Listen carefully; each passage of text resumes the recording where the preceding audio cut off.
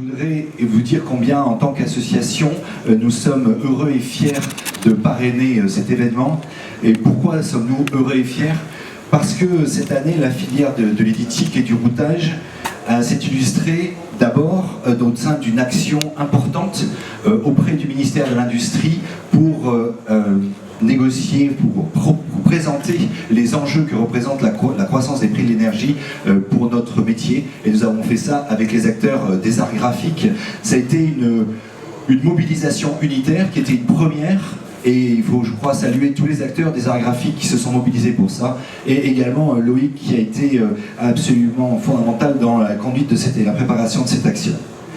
Le deuxième point que je voudrais souligner, il est vraiment spécifique à ce TDE aujourd'hui et vous dire pourquoi nous sommes heureux et fiers d'être avec l'équipe, avec nos trois mousquetaires.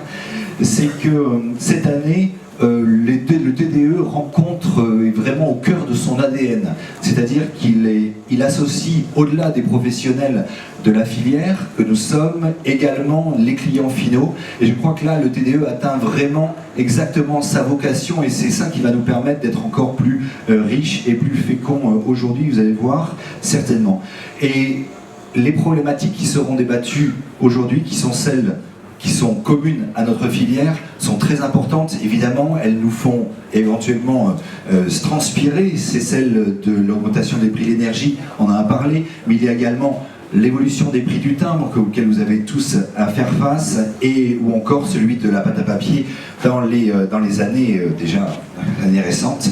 Nous avons donc des défis importants et nous aurons l'occasion de discuter de tous ces points avec la filière et les acteurs, depuis les professionnels jusqu'aux clients finaux. Cette logique cette logique de filière a montré une capacité de mobilisation exceptionnelle, et je crois que ça démontre que nous sommes capables de nous mobiliser pour fournir à tous nos clients, à tous les usagers de nos services, cette capacité à fournir et à toutes les données essentielles au fonctionnement de notre économie, à la santé de nos institutions, à leur bon fonctionnement. Et je crois que ça, c'est quelque chose d'assez, une très belle réalisation en tout cas.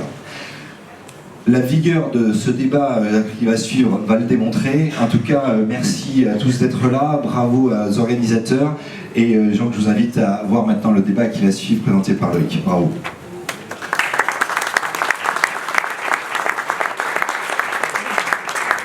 Bon, d'abord, je vais demander à Jean-Luc de prendre le micro parce que c'est un honneur de partager la co-animation avec Jean-Luc cette année.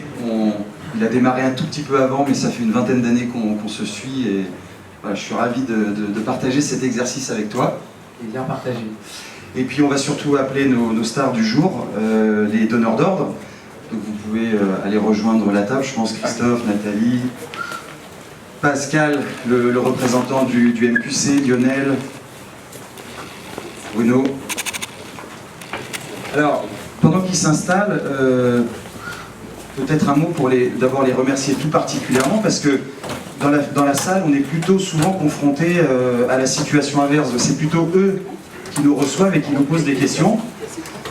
Aujourd'hui, ils acceptent de venir témoigner et comme le disait Benoît, nous n'existerions pas s'il n'y avait pas de clients finaux. Donc ce qui nous rassemble, c'est une filière, mais la filière ne fonctionne pas sans les clients et les donneurs d'ordre. Donc vraiment les saluer parce qu'en plus on est dans un contexte économique qui n'est pas simple. On va en parler tout de suite après dans la table ronde. Mais voilà, un merci particulier. Un merci aussi aux sponsors. On n'a pas fait de slide avec Jean-Luc ce matin exprès pour pouvoir vous afficher les sponsors qui nous ont quand même, avec Jean-Luc, mandatés et cooptés pour représenter leurs intérêts. Alors je ne vous raconte pas le poids qui pèse sur nos épaules parce qu'ils sont quand même nombreux et de qualité. Donc voilà, merci aux sponsors, merci aux clients et je crois que Jean-Luc voulait compléter cette petite introduction. Oui, je sais. Une petite touche émotion. Je ne sais pas où est Gabi, je ne le vois plus là, mais Gabi. Pour moi, c'est assez... Gabi, il faut que tu écoutes.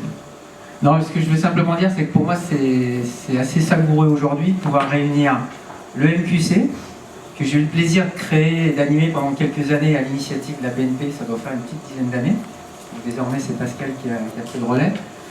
et de faire ce joint entre le MQC et le TDE, dont Gabi est un des piliers, et qui a été un peu mon mentor, un de mes premiers clients coach au début de mon arrivée sur le marché. Et je suis persuadé que la fidélité dans la durée est créatrice de valeur, et j'espère qu'on va le démontrer tous ensemble aujourd'hui. Alors on va peut-être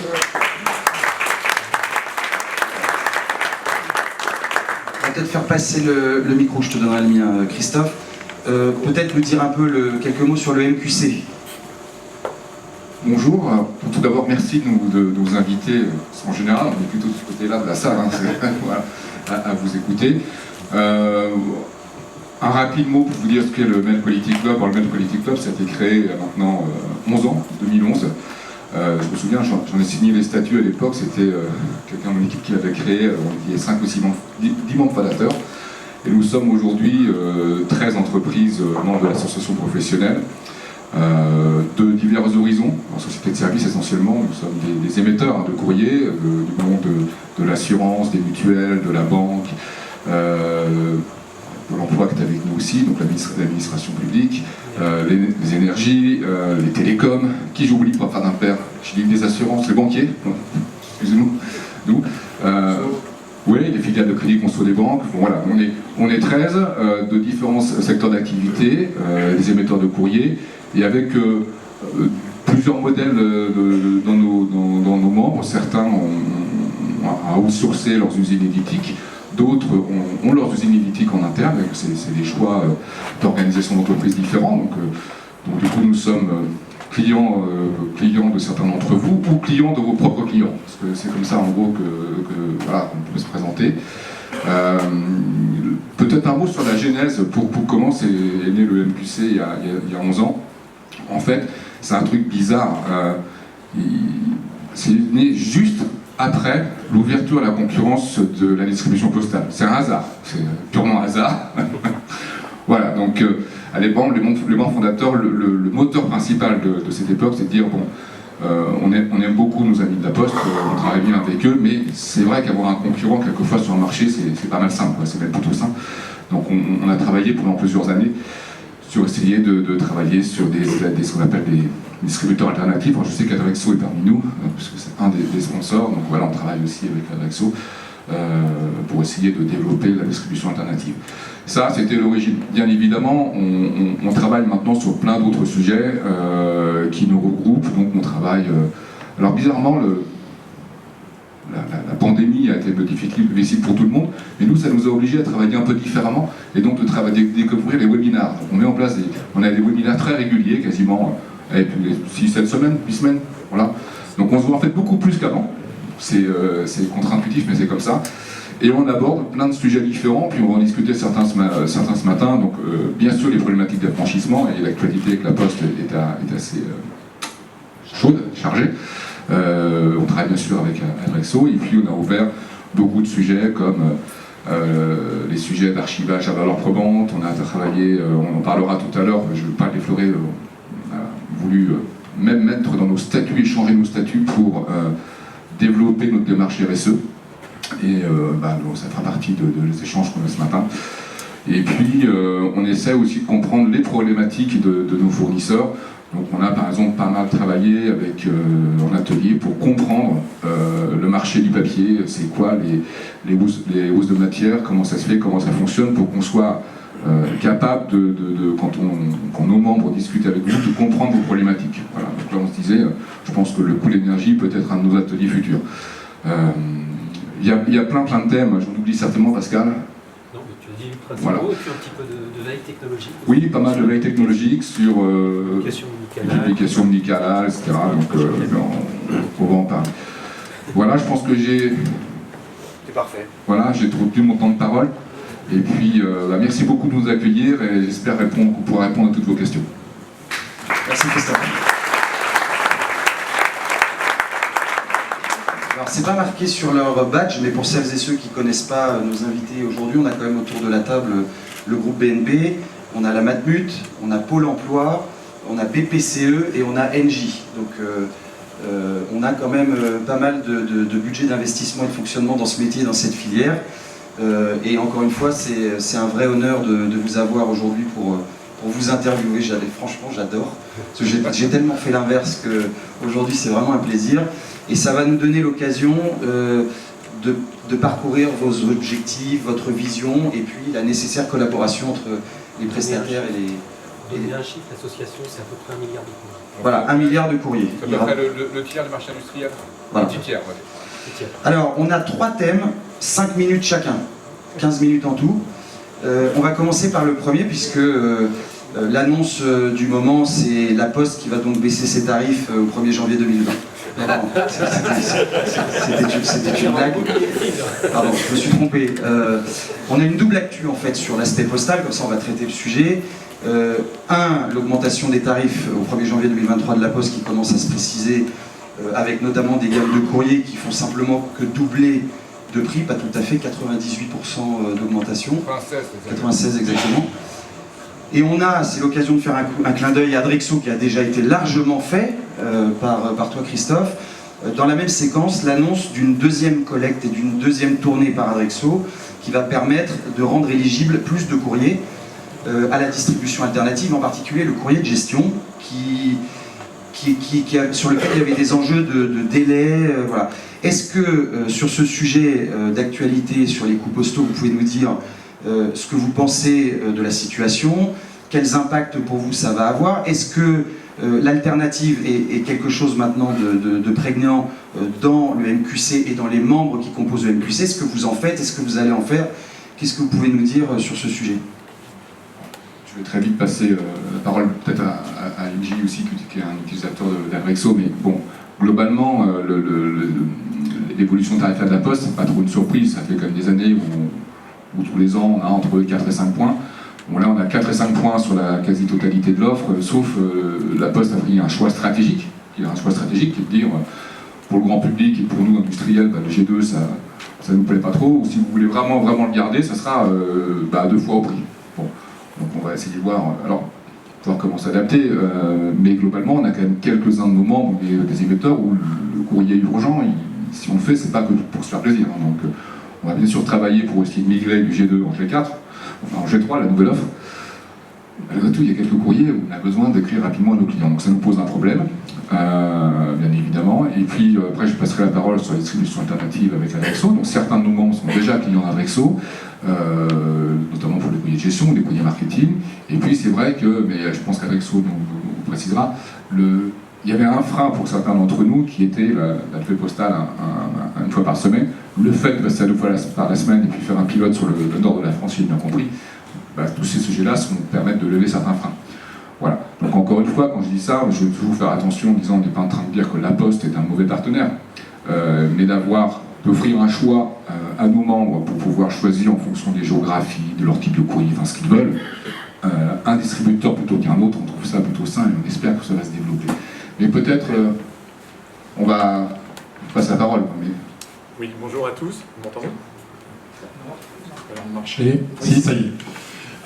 Bonjour à tous, Lionel Jeanbrun. Donc moi je travaille à la DSI d'Engie, qui commercialise toutes les offres d'énergie et de services.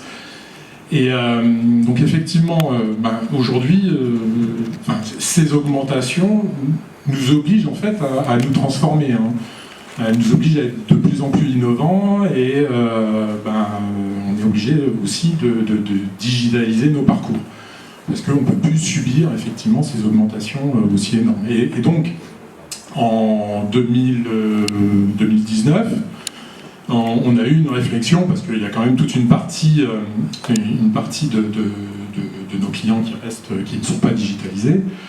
Et donc on a eu une réflexion pour trouver des alternatives. Et donc là est apparue la solution alternative Adrexo, qui jusqu'à présent effectivement était sur une distribution plutôt longue, mais là aujourd'hui avec l'arrivée de la solution distribution courte avec 2 collectes par semaine, répond parfaitement aux besoins que l'on a et va nous permettre effectivement d'aller vers cette solution et de la déployer pour nos clients, parce que non seulement il y a un coût qui est intéressant, mais derrière il y a surtout un service et un service et qui nous accompagne. C'est-à-dire qu'on construit les choses avec ce partenaire.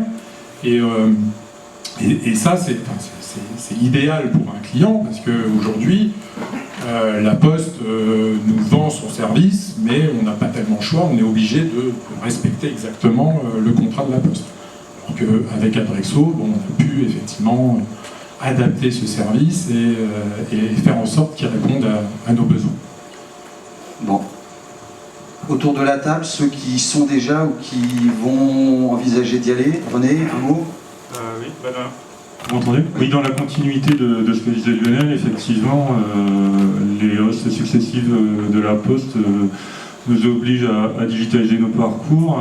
Après, on est quand même tributaire des clients qui restent maîtres de leur souhait ou non de passer au digital. Donc le papier en restera toujours. On a fait, côté BPCE, un gros travail de massification de l'ensemble des volumes de nos établissements, Caisse d'épargne et Banque Populaire, avec DocOne. On arrive au bout de l'exercice et donc maintenant, effectivement, on réfléchit à se tourner effectivement aussi vers Adrexo, du fait de la deuxième collecte, de la deuxième tournée. Et puis, on va sans doute faire un POC cette année. Et s'il est probant, on essaiera de passer certaines campagnes qui sont à fort volume avec Adrexo. Super. Je pense qu'en fait la rentrée est porteuse, comme on l'a dit, de beaucoup de mauvaises nouvelles. Donc, mais quelque part, ça va nous obliger à rebondir. Avec Christophe, on est allé voir les métiers qui ne sont pas teneurs des budgets d'affranchissement, donc qui sont des motivations moyennes. Et quand on a présenté Adrexo, ils nous ont dit non mais vous pensez pas, une solution de distribution qui peut aller jusqu'à 16 jours si c'est collecté le mauvais jour, si les choses s'enchaînent mal, no way, on n'en veut pas. Et donc, c'est l'opportunité de la deuxième collecte, clairement. Là, on retourne les voir avec une légitimité de la direction générale, qui ne veut absolument pas assumer les coûts des augmentations qui se profilent, que ce soit le timbre ou l'énergie ou les matières premières.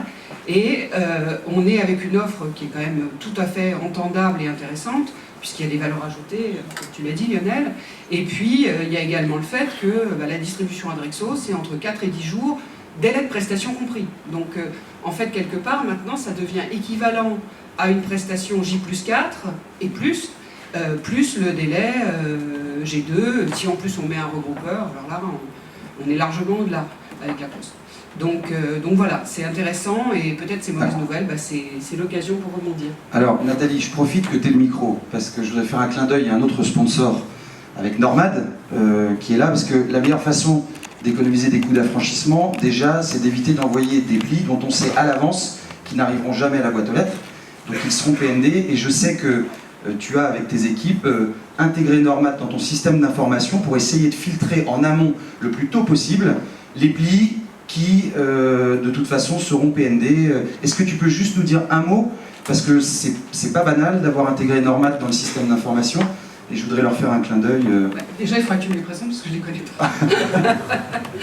Donc, en fait, il faut préciser le contexte. C'est que nous, on est une entité indépendante de BNP, et qui a créé une plateforme, un hub, pour concentrer les flux des différentes entités du groupe, et les envoyer aux prestataires éditiques.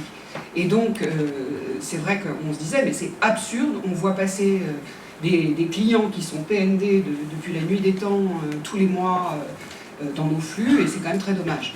Et le fait d'avoir un hub, c'est une force, parce qu'en fait, on a un point de passage unique, donc on s'est dit, ce point de passage unique, c'est l'occasion de proposer 2 services grâce à Normad, parce qu'en fonction des entités, c'est pas forcément le même. Dans un cas, on n'a pas les retours PND de l'entité qui reviennent directement à l'entité, donc on leur propose un traitement de RNVP, et sur les codes les plus KO, enfin les adresses les plus gravement KO, on les bloque. Donc ça, c'est pour la FEILA Crédit Conso, Personal Finance. Et on est en train de mettre en place pour la banque de détail simplement le fait, on a vu 2 fois passer le pli non distribué, et c'est de l'acharnement, quoi. On a quasiment la certitude. On a eu un retour il n'y a pas très longtemps d'une dame qui avait écrit n'habite plus à l'adresse indiquée depuis 20 ans, en le soulignant plein de fois. Donc ça fait, voilà, vu le prix du timbre, c'est absurde. Donc voilà, donc on filtre les PND avérés au bout d'un certain nombre de retours. Enfin, on est en train de le mettre en place pour éviter d'envoyer des courriers au prix du tome. C'est carrément un luxe qu'on ne peut pas se permettre.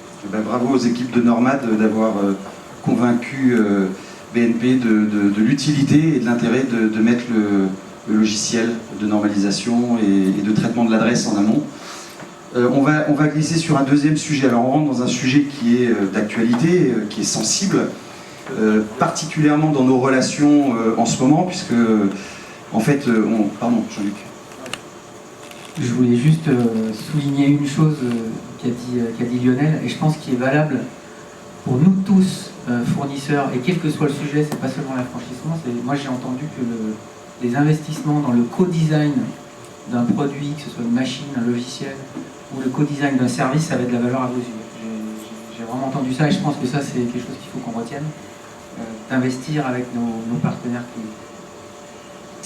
Je crois que tu reviendras sur un des thèmes sur ces sujets de transformation, de digitalisation plus tard. Alors, on est dans des crises qui s'ajoutent aux crises. On pensait qu'on avait vécu des moments difficiles avec la crise Covid, et puis on s'aperçoit depuis un an qu'on est dans une crise de la hausse des matières premières. Alors, l'occasion de faire un clin d'œil à Clairefontaine, qui est aussi sponsor de l'événement, qui subit à la base de son process ces augmentations. Ce que j'ai envie de vous dire, c'est qu'on a engagé plusieurs discussions depuis certains mois. On va devoir le refaire dans le contexte de la hausse des coûts d'énergie qui sont en train d'exploser. On ne va pas faire de géopolitique ce matin, mais ça va nous amener à vous revoir et à avoir des discussions avec vous. Deux questions en fait sur ce sujet. Cette crise, notamment des matières premières, je crois que pour le MQC, ça a été une occasion de faire venir des intervenants, de vous faire expliquer un certain nombre de choses sur cette crise, ses origines, ses conséquences. Et deux, est-ce que vous pouvez nous dire aujourd'hui si, dans les relations avec vos fournisseurs, comment vous appréhendez cette nécessaire partage des hausses de prix qui se sont déjà posées, comment vous les avez abordées et comment vous envisagez d'aborder celles qui vont arriver. C'est un sujet pas simple, mais on ne pouvait pas passer à côté compte tenu de l'actualité. C'est des sujets compliqués, mais vous êtes tous dans les entreprises, donc sous le MQC, on a quand même pas mal d'entreprises qui sont des grands groupes. On a des process budgétaires qui sont... enfin, moi, en ce moment, en train de me demander mon budget pour 2025. Enfin, en gros, c'est à peu près ça, quoi. Donc, on est sur des process budgétaires qui sont sur les plans, et puis on passe notre temps à réviser l'année qui vient. Mais moi, le budget 2023, ça fait... Enfin, au mois de mai, il était fini déjà. Donc, c'est pour ça que la Poste commence la gaz quand ils viennent me chercher avec leur prix en septembre. Donc on anticipe un peu les prévisions. Les 96, on n'avait pas vu venir trop quand même. Mais, donc nos sujets budgétaires sont compliqués. Mais les vôtres aussi. Donc, après, avec les équipes achats avec lesquelles on travaille, on est tous des entreprises responsables et on comprend parfaitement vos problématiques. Ce qu'on a besoin, c'est de les comprendre. Donc sur le papier, par exemple, c'est le dernier sujet. Ce qu'on a fait au sein du MQC, alors bien sûr on fait très attention à ne pas partager les prix entre nous, hein, c'est le minimum dans le droit de la concurrence. En revanche, on a fait venir un intervenant pour nous expliquer le marché du papier. C'est comment ça fonctionne, c'est quoi les mécanismes de prix. Moi j'avais absolument pas conscience, par exemple, ça au-delà des crises géopolitiques, du coût du conteneur, ou ce genre de choses, j'avais absolument pas conscience qu'il y avait une concurrence des cartons par exemple qui pompaient le papier parce que le e-commerce se développe et donc le papier, on l'appelle, le papier graphique, du coup, se trouve en concurrence avec... tous ces sujets-là, moi je ne les maîtrisais pas, mais certainement que les experts peut-être moins plus. Donc on les comprend. Et ça nous permet de voir aussi cette mécanique-là. Et du coup, après, chaque entreprise, chaque membre du MQC est totalement libre de négocier avec ses soit fournisseurs de papier quand il achète en direct, soit avec ses routeurs, quand c'est le routeur qui l'achète, pour comprendre cette mécanique. Et je pense que les membres du MQC ont su accompagner leurs partenaires dans la durée.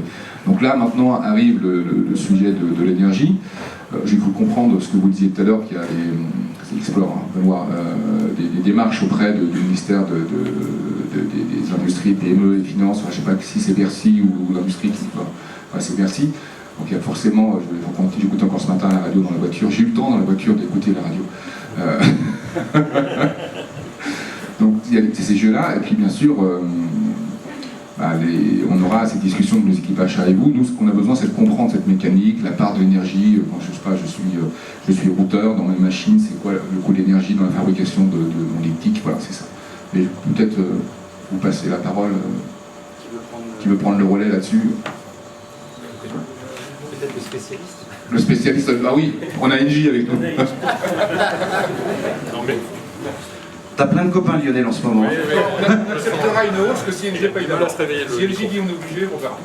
D'ailleurs, le micro ne veut plus parler. Ouais, c'est exactement ce qui vient d'être dit. Hein. Nous, on cherche à comprendre les modèles. C'est pas pour vous mettre la pression ou quoi que ce soit. C'est vraiment pour optimiser au maximum. Et après, effectivement, il y a le papier qui augmente, il y a l'énergie, donc on va devoir faire des choix. Et effectivement, il faudra. Mais pour nous, on considère à un moment donné que c'est aussi une opportunité pour toute la transition qu'il va falloir faire. Alors ça va être un accélérateur, mais ça fait vraiment partie vers quoi on veut aller et optimiser nos coûts de ces campagnes pour apporter plus de valeur à nos clients. Pour clôturer ce chapitre, vous avez de toute façon une filière qui s'est réunie tout simplement parce que, dans une certaine mesure, je pense notamment aux imprimeurs, donc je fais un clin d'œil à Sprint, à Fouad et ses équipes qui sont là aujourd'hui. C'est plus prégnant chez les imprimeurs que chez les routeurs, mais c'est juste, on est en train quelque part de jouer notre survie. La filière est en train de jouer sa survie, parce qu'on ne va pas pouvoir ajouter des crises sur des crises sur des crises, sans qu'à un moment ça ait des impacts sur les entreprises, les dépôts de bilan, les plans sociaux et tout ça. Et c'est en ça qu'on a plutôt fait la démarche vis-à-vis de Bercy, parce qu'on pense que c'est à l'État de prendre sa part de responsabilité dans le domaine. Il est actionnaire des 2 opérateurs d'énergie, donc il sait et il a contribué. Par contre, je voudrais qu'on retienne de ce chapitre, ce que tu as dit Christophe, c'est que si on vous explique, si on vous démontre en fait ce que représentent ces hausses, vous êtes OK et vous êtes d'accord sur le principe de discuter et de voir comment nous accompagner, puisque je suppose que votre objectif, c'est pas que on disparaisse. On a besoin d'avoir des partenaires qui vivent. Voilà. Et ça, c'est la discussion du monde des achats qu'on fait avec vous. Alors, ouais. Donc, voilà. Christophe, on va passer sur Christophe Chapelle. On va passer sur le 3e sujet de 5 minutes. On va faire un clin d'œil à tous les constructeurs, en fait, au travers de cette question qui sont là. Je vais les regarder dans l'ordre. Beuve, Bluecrest, GIC, Kern, Riso, HP, évidemment.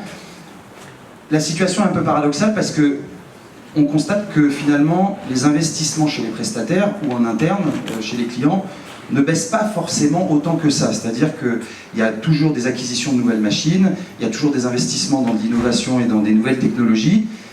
Est-ce que vous, en tant que client, vous pouvez nous éclairer sur soit ce que vous faites en interne, pour redonner le moral à ceux qui vendent des technologies, ou éclairer sur la part d'importance que les investissements chez vos prestataires, quand vous êtes externalisés, a? Oui, tout à fait. C'est vrai que nous, côté Matmut, on a une culture de l'internalisation qui est assez forte. Ça, c'est lié à l'histoire de l'entreprise. Et donc, nous, voilà, cette année, on a fait le choix de renouveler tout notre parc de machines d'impression. Donc, le projet est en cours. On a les premières machines qui sont arrivées, donc toute la partie page et la partie continue. Donc, on renouvelle notre parc et on compte effectivement sur l'ensemble des fournisseurs et des constructeurs pour continuer à innover, continuer à investir dans le sujet, parce que pour nous, c'est vraiment important d'avoir notre éthique en interne et d'être maître de ce qu'on produit. De la même façon qu'un prestataire va être maître de ce qu'il fait pour ses clients et va continuer à investir. Donc c'est vrai que nous, on a fait ce choix-là et on a porté le projet auprès de notre direction, on a fait venir des constructeurs, on a discuté le sujet, on a travaillé le dossier et ça a abouti puisque le projet est en cours, la première machine a été installée hier. Et on va donc continuer à produire en interne avec du matériel couleur, puisque historiquement on était sur du matériel noir. On passe en bobine blanche au lieu d'utiliser du préimprimé. Donc voilà, c'est une grosse transition qui a déjà été faite par d'autres entités et c'était important pour nous de continuer et de discuter avec les constructeurs, donc nos partenaires, Kern, GIC, pour pas les citer, de continuer à travailler avec eux comme on le fait depuis des années. sans perte de charge. Oui, c'est ça, tout à fait. Donc, ce qui était important aussi pour nous, c'est qu'on puisse continuer à produire de la même façon qu'on le fait aujourd'hui, puisqu'on a un centre éditique, on va dire, un petit peu spécifique, puisqu'en fait, on travaille ils sont alignés avec nos machines de mise sous pli. Donc, en fait, entre la bobine de départ et le courrier en sortie, on travaille en une seule fois. On ne fait pas de bobine-bobine pour retourner sur de la mise sous pli. On travaille directement depuis la machine d'impression, en passant par une plieuse donc qui est maintenue par GIC, et puis notre mise sous pli Kern en ligne directe derrière pour faire le courrier. Bon, ben, c'est des bonnes nouvelles. Si on investit, on continue d'investir dans les matériels. Alors j'ai une question à clin d'œil. Est-ce que le MQC pourrait imaginer une délégation aux prochaines Umkeller Innovation Days avec GIC? Est-ce que le MQC pourrait imaginer avoir une délégation qui va sur des salons professionnels, qui va sur des visites de sites? Est-ce que ça peut faire partie de... On a déjà fait plusieurs opérations. On était allé à Düsseldorf il y a quelques années. Il y a quelques années, mais c'est parce que ça a été supprimé ou retardé. Et donc on a bien entendu prévu et on suivra tous les événements pour y participer le plus possible, bien entendu. Voilà, Jean-Luc confirme un peu le volet physique. On va sur plutôt les sujets digitaux, de transformation digitale. On parle de Figital, je crois que c'est quelque chose qui te parle. Oui, tout à fait. Je pense que comme pour beaucoup d'entre vous, le Figital, pour moi c'est un de mes dadas, mais c'est vraiment ce terme qui consacre l'idée, on a parlé tout à l'heure de transformation des parcours, mais c'est que la fluidification des échanges avec vos clients finaux, elle passe par un nombre de canaux, de canaux toujours plus grand. Et donc même si on continue à investir dans la filière physique, parce qu'on a certains segments de clients ou pour tous les clients sur certains moments de la relation, le vecteur papier est essentiel. On a aussi, en tant qu'émetteur de messages, l'obligation de s'adapter donc à des canaux toujours plus nombreux. Dans ce contexte, une des questions qu'on veut vous poser, c'est est-ce que vous avez des exemples de processus métiers, précisément, pour lesquels le mode hybride, donc qui va mêler soit le canal papier, soit des canaux type la voix lors d'un accueil sur un point de vente, ou la voix sur un contact center, et des modes d'échange purs digitaux. Du coup, je vais prendre la main. Alors effectivement, nous, on a par exemple des phases d'accueil pour nos clients où, une fois qu'ils ont souscrit à un contrat à une photocopie exécuteur, par exemple dans le cadre d'un crédit IMO, les positions personnes physiques aussi étaient normalement à conserver au format papier, ce qui est plus vrai depuis le 1er janvier 2022. Maintenant on peut les dématérialiser, mais c'est assez lourd. Donc il est important, oui, de penser Digital Insight, mais néanmoins tout le temps avec une partie hybride pour des contraintes réglementaires légales, et puis encore une fois parce que le client peut toujours par exemple s'opposer à la signature électronique de son contrat, et à ce moment-là on est dans l'obligation de lui proposer le papier. Voilà, donc maintenant tous nos processus métiers on les pense digitaux. Néanmoins, il est important de penser également papier. Et comme pour NJ, on a aussi des exemples de courriers, par exemple des relevés de compte crédit conso qu'on envoie aux clients au format papier, avec des QR codes qui permettent un rebond sur le site internet, par exemple pour souscrire une prolongation de crédit, une hausse du crédit, ce genre de choses.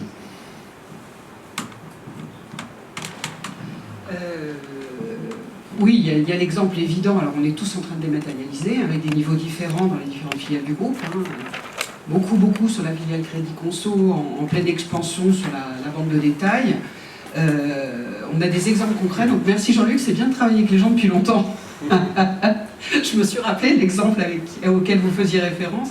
Effectivement, quand on a... Donc je viens de la filiale Crédit Conso, et quand on a mis en place les releviers dématérialisés, les clients ne consommaient plus parce qu'ils n'allaient pas voir leur relevé de compte, et donc ils ne connaissaient plus leurs disponibles. Donc quelque part, on a envoyé des SMS pour les inciter à utiliser leur crédit revolving. Autre exemple,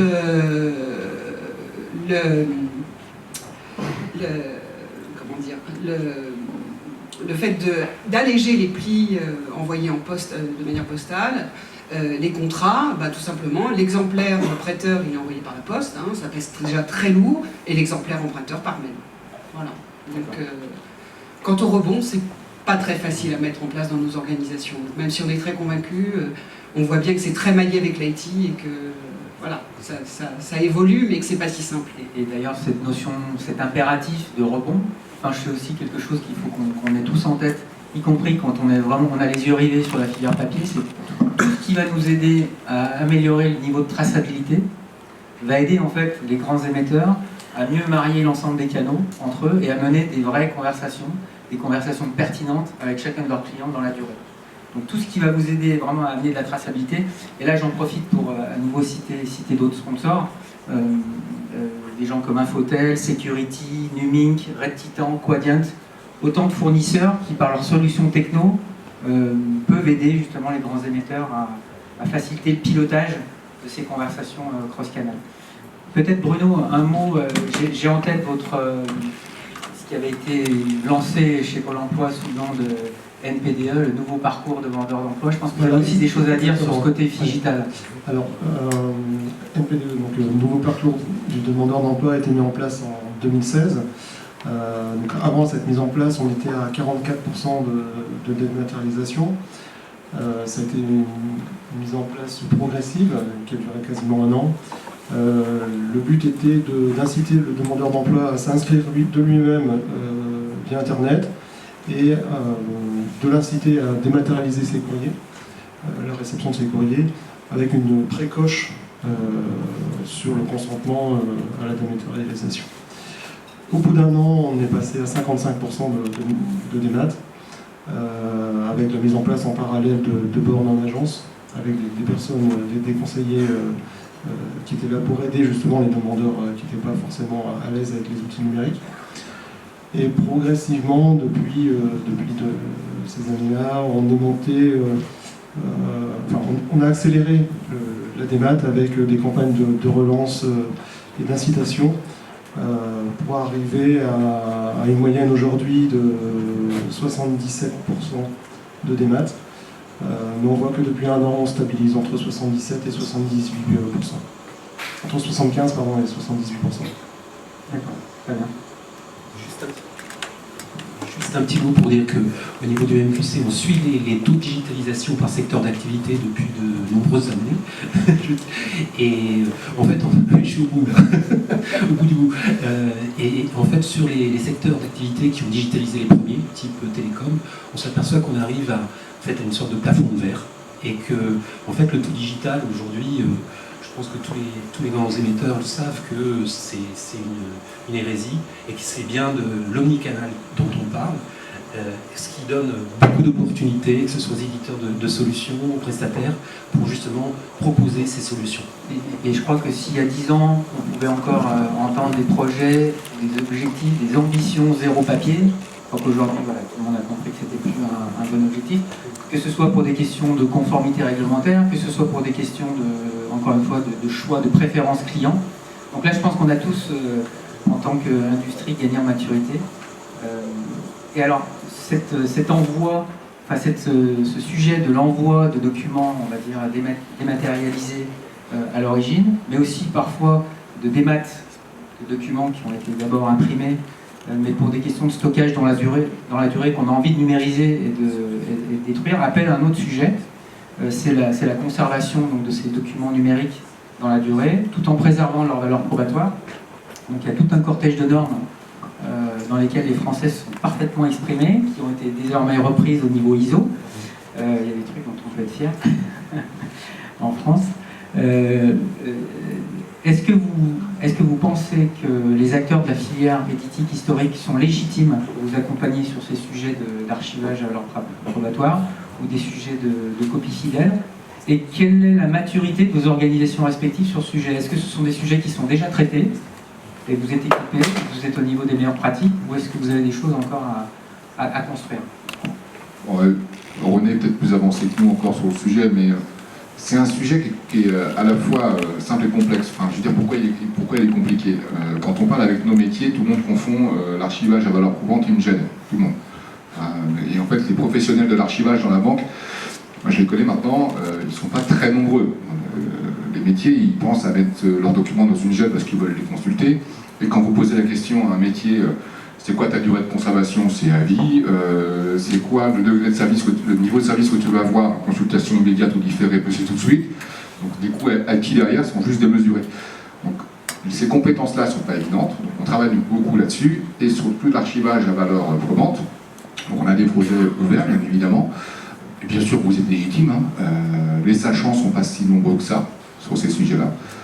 Et après, nos réflexions, c'est quoi les bonnes briques de mutualisation dans nos grosses organisations? Est-ce que c'est au niveau d'un territoire? Est-ce que c'est au niveau européen pour faire des briques IT qui marchent bien? Il y a des modèles qu'on pensait avoir en tête, moi le premier, en termes de modèle économique, on ne va pas s'amuser à aller numériser ce qu'on a dans des kilomètres de rayonnage en boîte papier, ça n'a aucun sens. Enfin, c'est extrêmement coûteux pour le faire. En revanche, numériser nativement pour ne plus conserver le papier, mais à la source, bien évidemment, c'est une science, mais ça demande un peu d'organisation quand même. Et puis, je dirais, ce sujet il est revenu au-dessus de la pile en termes de réflexion à cause du RGPD. C'est le RGPD, on sait plutôt assez bien le gérer dans l'IT, les données, machin, nos référentiels d'archivage en IT, etc. C'est plus compliqué dans l'archivage papier, le RGPD. Il faut aller chercher la boîte. Voilà, donc ces sujets sont revenus, je sais, mais toi je passe la parole, je sais que tu travailles beaucoup là-dessus en ce moment. Oui, effectivement, c'est le RGPD qui a drivé un petit peu le sujet. Comme tu l'as dit, dans nos organisations, on confond souvent GED et archivage. Donc il y a un gros travail déjà chez nous à faire là-dessus. Déjà avoir une politique d'archivage au sein de nos organisations, c'est déjà une prouesse. Donc vous avez effectivement toute légitimité à nous accompagner sur ces sujets-là, en sachant que la réglementation évolue quand même assez régulièrement et que, en tout cas, chez nous, on préfère laisser le sujet à un tiers expert plutôt qu'avoir à suivre les évolutions réglementaires qui s'enchaînent ces dernières années, quoi. Donc ça c'est pour l'archivage. Et pour tout ce qui est copie fidèle, effectivement, pour le stock, économiquement on a abandonné l'idée de numériser tout notre stock. Par contre il y a un vrai enjeu sur le flux. Et là, il y a encore en interne discussion, puisqu'effectivement il y a pas mal de numérisation qui peuvent être faites dans les agences bancaires. Donc pour passer ce processus-là en copie fidèle, c'est pas toujours simple. On est multiples établissements dans notre groupe et chacun a un petit peu son processus dédié. Même pour un même processus métier, il y a des divergences.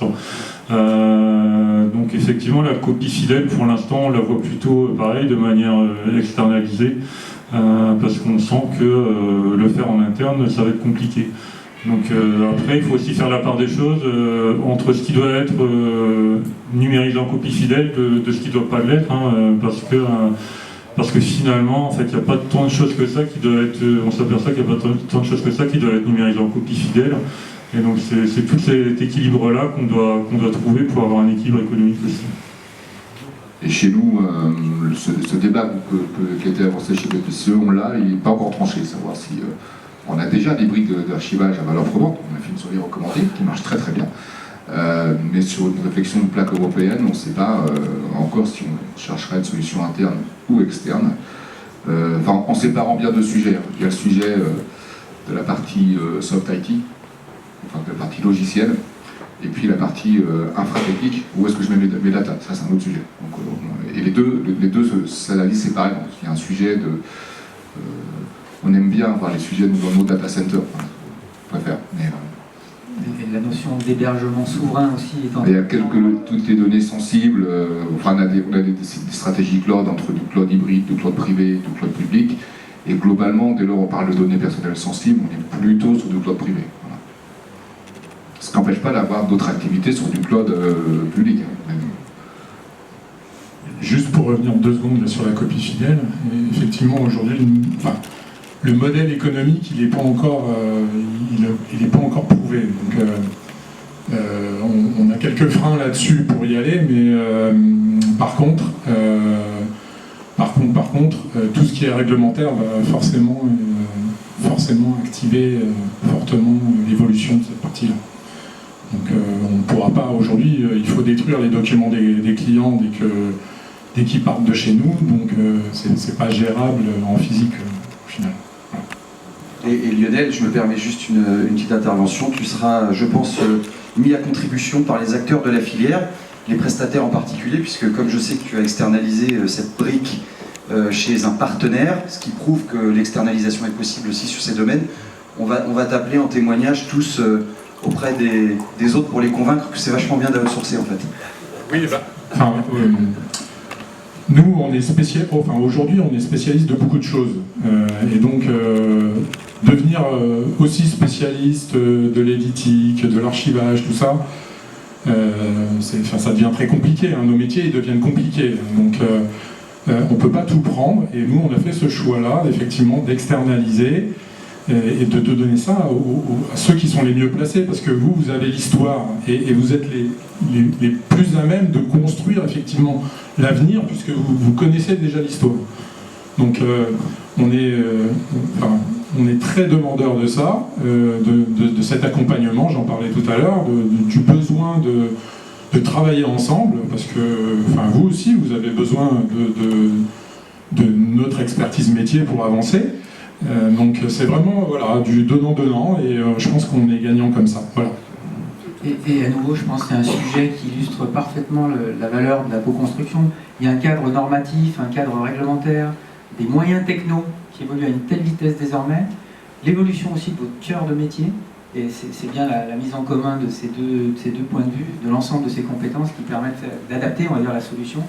Et moi, en vous écoutant, j'entends vraiment aussi la notion de nécessaire riposte graduée, c'est-à-dire qu'il y a des besoins business qui appellent une sécurisation totale, et puis il y en a d'autres sur lesquels on peut donner d'abord la priorité, je dirais, à l'allocation de ressources. Il y a des solutions plus légères, plus économiques. Riposte graduée, ça va nous amener à la notion de RSE. Donc là, je pourrais reciter évidemment l'ensemble des sponsors, l'ensemble des clients. On est sur cette problématique RSE, sur l'exemple, on est au niveau d'une complexité totale. On est tous embarqués dans la même chaîne. Les questions qu'on a envie de vous poser, et on a réservé en fait à ce sujet la plage la plus importante. Je pense que c'est tout simplement essentiel. On a une vingtaine de minutes pour échanger tous ensemble là-dessus. N'hésitez pas non plus, si vous avez des questions, à rebondir aussi. Le premier thème sur lequel on voulait vous amener, c'est peut-être partager l'initiative qu'a prise le NQC sur ce sujet. Vous avez commencé par essayer de prendre une photo de l'existant avant d'engager derrière sur des actions, y compris avec une ambition assez forte, qui serait de potentiellement travailler sur une forme de labellisation de démarche. L'initiative, elle vient de plusieurs membres qui ont été très moteurs sur le sujet. On s'est posé cette question d'aller vers un label ou pas, on n'en est pas encore là. Le premier travail a été d'essayer de comprendre comment était composée la chaîne vraiment toute la supply chain, toute la chaîne de fabrication éthique, et de comprendre comment étaient les consommations de ressources sur l'ensemble de la chaîne, en partant comment est fabriqué le papier, les enveloppes, l'impression, le routage, la distribution, etc.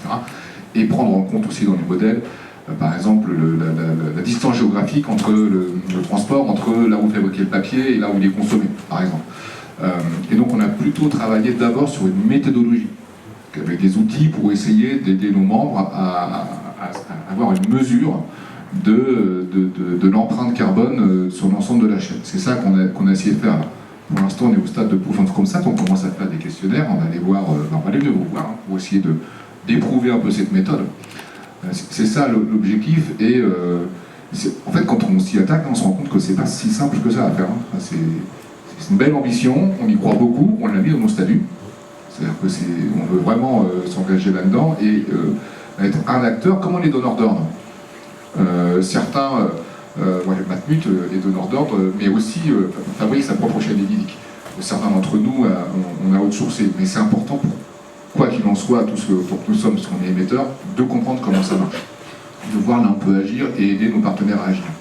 Je ne sais pas qui veut prendre la parole là-dessus, peut-être Christophe? Oui, donc comme le disait Christophe, effectivement, au niveau du MQC, on a tous les membres ont été unanimes sur le sujet pour partir dans une démarche pour visualiser un peu ce que c'est l'empreinte de la filière et puis pouvoir décrire un petit peu cette filière avec ses différentes composantes. Donc on est parti sur un projet où effectivement on a déjà réfléchi à quelles sont les différentes briques et comment on pourrait évaluer l'empreinte de chaque partie de la chaîne.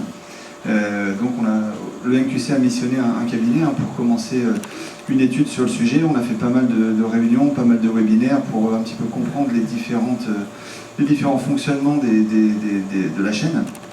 Et puis après on s'est dit voilà, c'est une première étape, mais il faut qu'on puisse poursuivre ça et aller plus loin.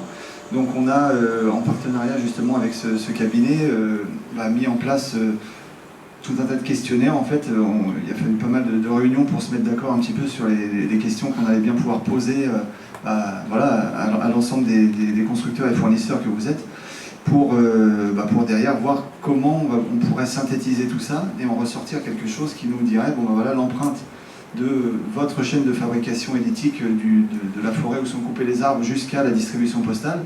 Elle est de telle façon et il y a des points d'amélioration forcément à différents endroits.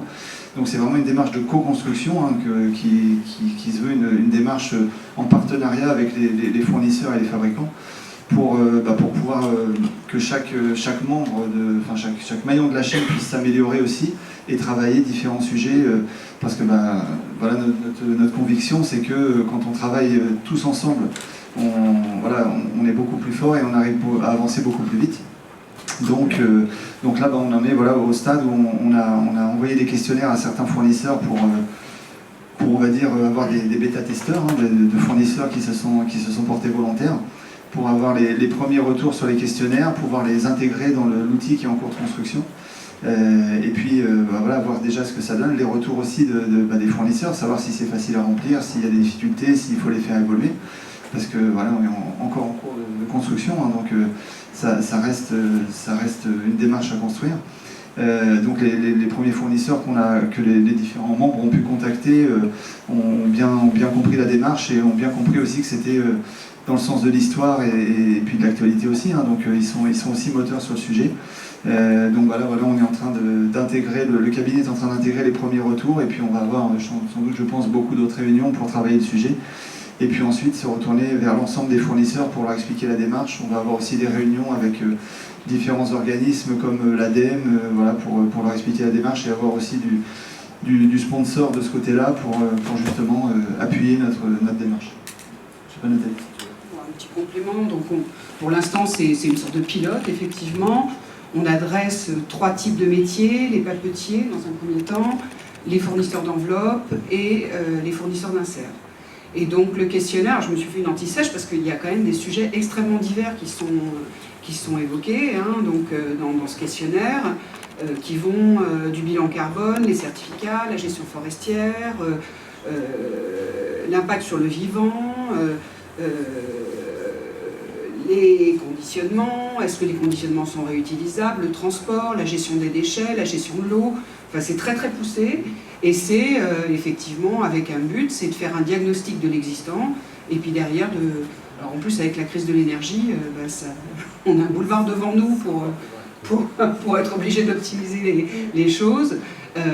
J'ai réalisé en le regardant à nouveau que le questionnaire, on n'avait pas mis d'items sur les pistes d'évolution et de développement, mais c'est vrai que le sujet de l'énergie, il est en train de devenir tellement présent, ce qui n'était pas forcément le cas quand on a commencé à faire le questionnaire, mais voilà, on est dans le domaine du pilote.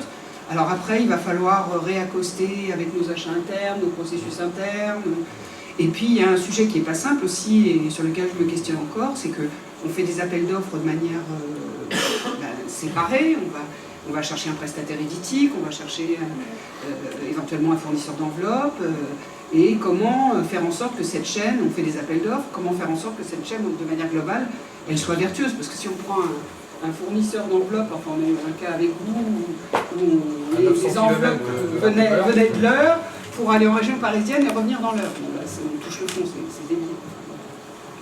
Donc voilà la démarche qu'on a. Et moi, ce que je retiens, c'est, enfin, vous parlez de complexité, peut-être juste avant Bruno de vous redonner la parole. On parle de complexité, mais il ne faut pas se laisser, je dirais, paralyser par le sujet. Moi, j'ai trouvé le questionnaire en lui-même éducatif, c'est-à-dire que c'est un vrai guide. Et ça m'a fait penser à un exercice, peut-être que certains d'entre vous l'ont déjà fait, parce qu'en fait, il y a déjà 500 000 personnes en France qui sont passées, c'est l'exercice de la fresque du climat. Donc je ne sais pas si vous l'avez déjà fait. Je vous encourage vraiment à passer par cet exercice-là avec vos équipes. Et ce questionnaire m'a fait vraiment penser à cet exercice de la fresque. On voit toute la complexité du sujet. Moi, l'animateur avec lequel j'étais m'a demandé une auto-évaluation de mes connaissances sur le sujet, et je me suis mis à 3 sur 5. Et à la fin de l'exercice, il nous a dit, bon, bah maintenant, est-ce que vous avez appris des trucs supplémentaires? Et j'ai dit, oui, j'en ai appris plein. Et en fait, je suis passé de 1 à 2. Et j'étais pas du tout à 3. Malgré tout, ça nous permet de découvrir des leviers, et je pense que prêtez-vous à ce jeu du questionnaire tel qu'il a été conçu par le MQC, et je pense que ça va vous aider à prioriser certaines actions, ça va vous aider à identifier des leviers qui, dans votre propre contexte, sont plus faciles et ont plus d'impact que d'autres. Peut-être d'autres expériences à partager sur ce sujet? Non, pas sur le questionnaire, mais effectivement, c'est ce que je viens de dire, ça permet aux différents intervenants qui vont recevoir ce questionnaire de se poser les bonnes questions. J'avais juste un autre témoignage qui paraît logique une fois que je l'aurais dit, mais concernant les enveloppes et les difficultés d'approvisionnement, on a été confronté, comme tout le monde, à cette difficulté d'approvisionnement sur les enveloppes. Jusqu'à début de 2022, on était sur des enveloppes juste recyclables, avec une qualité, avec une blancheur d'un certain niveau, des exigences qui n'étaient plus forcément d'actualité. Et confronté aux difficultés d'approvisionnement, notre fournisseur, par le biais de notre prestataire éditique, a proposé de passer en enveloppe recyclée, tout simplement pour fluidifier les approvisionnements et rentrer dans un standard un peu plus grand que ce qu'on avait jusqu'à là. Et donc depuis juillet, on travaille en enveloppe recyclée avec un taux de blancheur qui ressemble à peu de choses près au papier recyclé qu'on utilise dans les courriers. Et donc ça fluidifie les approvisionnements, mais également on intègre cette démarche RSE qui est dans l'air du temps et sur lequel il faut aller. C'est un petit mot pour ajouter qu'on a aperçu aussi le côté vertueux, on a découvert, c'est-à-dire qu'il y a des effets de seuil, on est dans des métiers industriels, et donc les volumes de production en France, sur le territoire national, étaient souvent inférieurs, pour des raisons, et qu'en fait, si on arrivait à passer ces seuils, en travaillant avec les fournisseurs francophones, français, dès lors on commençait à être compétitif. Donc il y avait l'aspect RSE, mais il y a aussi l'aspect compétitivité économique. Et l'autre point pour les autres types de fournisseurs, on a commencé par le papier, les enveloppes, les inserts, mais les prestataires, les distributeurs postaux, on compte bien aussi élargir à l'ensemble des acteurs de la filière. Il y a un effet de seuil dont on avait envie de parler avec Loïc, c'est la semaine de 4 jours. On imagine l'impact que peut avoir la semaine de 4 jours par rapport, on va dire, à la sobriété globale de l'industrie et de notre filière. Mais il y a des impacts, évidemment, on a parlé tout à l'heure des changements de tarifs, ou en tout cas des tarifs sur lesquels la Poste cherche à vous pousser. On voit bien l'impact sur les SLA que vous réclament vos métiers. Est-ce que vous arrivez à vous projeter dans un contexte où on serait en semaine de 4 jours? Pour compléter juste ce que disait Jean-Luc, je rebondis sur l'introduction de Benoît sur cette action collective. Parce qu'en fait, l'action collective à Bercy, ça va être de toute façon du donnant-donnant. Chacun va devoir prendre sa part. Et donc on avait bien imaginé que Bercy allait aussi nous questionner sur les dispositifs de sobriété énergétique, les investissements qu'on avait éventuellement prévus dans ce domaine. Et voilà, on a posé sur la table un certain nombre de réflexions en disant, voilà, nous, on peut peut-être adapter nos équipes dans nos usines pour finir à 17h au moment où le pic commence à à arriver pour libérer l'énergie, avancer les équipes de nuit. On peut réfléchir aux semaines de 4 jours, mais bon, ça va être des projets d'entreprise majeurs. Et la première question qu'ils nous ont dit, c'est mais est-ce que vos donneurs d'ordre vont l'accepter? Ils nous ont dit, est-ce que cette discussion va être possible avec eux pour limiter les impacts des hausses tarifaires, pour limiter les impacts de la crise, si vous leur amenez des dispositifs de ce type-là, dans une démarche RSE, de développement durable, de recherche de sobriété énergétique notamment, est-ce qu'ils vont l'accepter? Est-ce qu'ils vont vous écouter? Alors je te repose la question, Christophe. Alors ça c'est à chaud parce qu'on ne l'a pas eu dans les répètes. Je l'ai pas eu. Mais une question à chaud, réponse un peu à chaud, ça m'évoque différentes réactions. La première, je pense que, après je passerai la parole parce que là je parlais en nom de Paribas, mais je connais aussi l'implication RSE responsable, on va dire, de l'ensemble des membres du MQC. Avoir la discussion, bien évidemment que oui, parce que nous aussi on va nous demander la même chose. Les grands groupes que nous sommes, on est engagés dans des démarches responsables. La semaine des 4 jours, on n'en est pas à cette réflexion-là, nous en train de voir si on ne ferme pas des bureaux carrément, parce qu'on a la chance d'avoir des activités, enfin, certaines activités qui sont télétravaillables, pas d'autres. Mais ayons la réflexion. Après, vous avez aussi tous souvent des sites de backup, on peut imaginer du 4 jours avec à cheval entre différents sites de production. Donc, je pense que la réflexion, il faut l'avoir. Moi, je t'avais dit poser la question, puisqu'on réfléchit aussi à essayer d'anticiper dans nos scénarios de crise, que se passera-t-il dans nos organisations s'il y a des coupures électriques à gérer. Donc on est en train de travailler ça, mais il se trouve que dans mes responsabilités, je gère aussi les automates pour la banque. Bon, les automates, moi si je coupe les automates dans une région pendant 2 heures, c'est chiant, mais si je préviens mes clients, ça vient, on sait gérer. Si on ne me prévient pas à l'avance et qu'on me les coupe pour les redémarrer, c'est compliqué. Donc c'est des sujets d'anticipation tout ça. Donc je préfère qu'on discute et qu'on anticipe ces sujets. Et ces réflexions-là, bien sûr qu'il faut les avoir. De toute façon, je pense qu'on a tous compris, ou on est en train de comprendre, qu'on ne pourra pas travailler demain comme on travaillait hier, et que, c'est quoi l'expression, choisir c'est un peu renoncer, c'est ça, donc il va falloir qu'on fasse des choix, donc, et les choix, il faut s'organiser, s'adapter. Enfin voilà, moi, à chaud, je pense que bien sûr qu'on est ouvert à tous ces sujets-là, en tout cas en ce qui concerne BNP Paribas, et enfin, moi, après il faut que j'aille voir mes chefs, mais je pense que oui, je suis assez convaincu de ce point-là. Oui, je pense que c'est pareil pour nous. Enfin oui, c'est pareil pour nous. Nous, on veut être un acteur de la transition. Donc, pareil, il faut que j'aille voir mes chefs. Mais très franchement, je ne vois pas comment on n'irait pas. J'ai oublié ce que je voulais dire. Sur la semaine des 4 jours, la sobriété... Oui, alors aujourd'hui, c'est vrai qu'il faut peut-être revoir aussi tout ce modèle pour arriver à un moment donné et être en rupture et peut-être décentraliser. Enfin, c'est des choses auxquelles il va falloir réfléchir effectivement dans les années qui viennent. Je pense qu'on a compris, on va dire, l'importance de cette démarche RSE globale pour le bien commun. On a compris que ça avait un impact direct sur votre compétitivité court terme. On sent venir les critères RSE dans vos choix, notamment Christophe, vous en avez parlé clairement.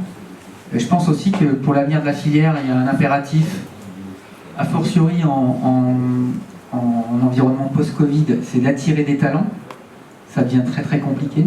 Je pense que quand on regarde aussi notre moyenne d'âge collective ici dans la salle, il faut clairement qu'on assure l'avenir de la filière en attirant des jeunes, et je crois que les jeunes parlent peut-être plus que nous encore de sens, et c'est cette démarche, on va dire, économique en ligne avec des impératifs de développement durable nous engage. Donc voilà, je pense que c'est très très important que tous ensemble on progresse dans cette direction. Voilà le temps des questions-réponses. Loïc et moi pouvons vous apporter un micro. N'hésitez pas. La plus dure, c'est toujours la première. Il faut un volontaire ou une courageuse. Profitez de la présence de... Oui, bonjour, Galbouda Bluecrest. Une petite question, comme on était sur le sujet RSE, je voudrais quelle est votre, on va dire, votre segmentation ou comparaison entre la partie RSE digitale et RSE physique? Parce que depuis tout à l'heure, votre questionnaire est très physique. Or, partout, on parle quand même des contraintes, des data, des différents serveurs, des différents... Enfin, vous voyez tout ce que je veux dire, autour des dépenses énergétiques de l'informatique. Est-ce que ça, c'est un arbitrage qui existe chez vous? Est-ce que, quand on parle de risque, aujourd'hui le physique, on sait que ça va tourner, mais vous parliez tout à l'heure des problématiques sur vos automates. Enfin, si vous n'avez pas d'électricité, il y a un certain nombre de choses qui vont s'arrêter dans le digital aussi. Est-ce que ça, c'est quelque chose qui est travaillé, étudié, ou on en est vraiment au balbutiement? Peut-être Lionel pourra mieux répondre, parce que toi, tu es DSI, tu es dans l'informatique, pas moi, mais je sais que mes collègues dans l'informatique travaillent beaucoup. Alors peut-être qu'au départ, la motivation était financière, elle est les deux, mais un data center, ça consomme de l'énergie de façon soudaine, comme vous le savez. Hein. Et donc, des banques comme nous et d'autres, on est engagés dans la construction de nouveaux data centers, qui sont quasiment finis, là, ou ils sont finis, beaucoup moins énergivores. Avec, vous savez, des bulles dans lesquelles on met les serveurs, on réfrigère tout ce qu'il y a sous la bulle et plus l'ensemble du bâtiment. Voilà. Mais je ne saurais pas répondre à votre question. Sur la partie éthique, déjà, pour comparer le coût d'un envoi de document dématérialisé versus papier, tout le monde dit ça consomme moins d'émissions de CO2 côté des maths. C'est pas si sûr, mais personne ne sait le mesurer. Hein. Donc le fait qu'on essaie de travailler cette démarche, on va commencer à mesurer notre partie papier. Voilà. Pour compléter un petit peu, donc nous, côté Matmut, on a nos data centers en interne aussi, hein, et donc j'ai la responsabilité opérationnelle des data centers. Et effectivement, c'est des sujets qu'on travaille. Alors on en est au début, hein, comme beaucoup de sociétés, je pense, mais là on a très récemment missionné une société spécialisée pour faire un audit énergétique de nos data centers. Et l'objectif aussi de la démarche du MQC par rapport à la filière qui pour l'instant est effectivement l'étude de la filière papier, c'est aussi à terme pouvoir essayer, parce que c'est pas, comme le disait Christophe, c'est pas évident, mais essayer justement de pouvoir faire un parallèle entre les deux et de montrer aussi à nos directions que le digital c'est bien, mais c'est pas forcément plus vertueux, même au contraire, que le physique, que le papier. Donc du coup, effectivement, l'objectif aussi de notre étude et de l'outil qu'on veut mettre en place, c'est aussi à terme de pouvoir faire des comparaisons de ce type-là, même s'il faudrait étudier les critères et que c'est pas forcément évident, mais effectivement sur la partie informatique, nous côté Matmut, et voilà, nos dirigeants, mon directeur informatique s'y intéresse, on a missionné une étude et on est en train d'étudier la chose effectivement. Non, mais je pense qu'on en est tous à peu près au même point. On est tous à regarder, effectivement, à faire des audits, à intégrer ça dans nos cahiers des charges. Aujourd'hui, c'est pas, le modèle, on le maîtrise pas, très franchement. Donc aujourd'hui, on voit que c'est moins cher, effectivement, de digitaliser que de faire du papier. Donc on se dit peut-être que ça fait moins de CO2, mais très franchement, on ne sait pas. Voilà. Je crois que juste un petit point, oui, c'est un scoop pour les adhérents, mais on va avoir justement un webinaire sur le sujet de l'archivage en particulier. Et justement, où il y a un certain nombre d'éléments un peu contre-intuitifs, l'expert pourra nous les expliquer, disant que, effectivement, il vaut mieux parfois archiver, en fonction de la fréquence de consultation des documents, il vaut mieux archiver en papier qu'en numérique, ou inversement. Voilà. Et je trouve qu'en 10 ans, là, à nouveau, si on se place comme ça sur un horizon temps de cette nature, il me semble qu'on a tous matérialisé, dématérialisé, on coupera moins d'arbres. En fait, on sait parfaitement qu'une forêt bien gérée, et c'est certainement, c'est certainement mieux pour la planète qu'effectivement un data center qui serait tellement propriétaire que son taux d'usage aurait une efficacité économique et donc une empreinte qui serait absolument perfectible. Je pense que voilà, c'est un message plutôt positif. D'autres questions? Profiter du panel exceptionnel. Ouais, alors je sais qu'il y a un timekeeping très fort parce que Gabriel va venir conclure, je pense, dire un mot de conclusion. Moi, je voulais vraiment remercier vous six, Pascal, qui anime le MQC, parce que le fait même que vous acceptiez de venir témoigner, de vous mettre de ce côté de la table pour une fois, démontre déjà les liens qui nous unissent entre les clients et les prestataires. Et je ne sais pas si, pour se rendre compte que on a brossé en 1 heure des sujets sur le postal, les consommables, la RSE, le développement durable, les investissements, la co-construction, la transformation, la digitalisation. C'est une vraie chance de vous avoir. J'espère qu'on pourra inscrire ça dans la durée. Et évidemment, remercier tous les sponsors à qui on a fait des clins d'œil. On espère, avec Jean-Luc, avoir honoré le mandat et la cooptation que vous nous avez fait. Et merci à tous les sponsors qui participent et qui créent cette conférence.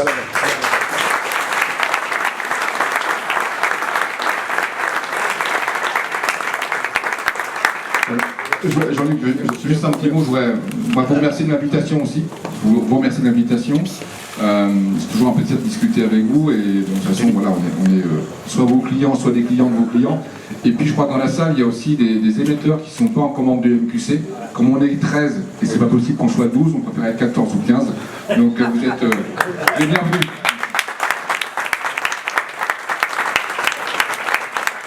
Alors, comme il a été question de clin d'œil, qu'on est un petit peu malicieux au trophée de l'éthique, à nos deux intervenants, on a offert un joli petit couple de perroquets. Donc, il y a peut-être un signe, hein, là. Voilà pour...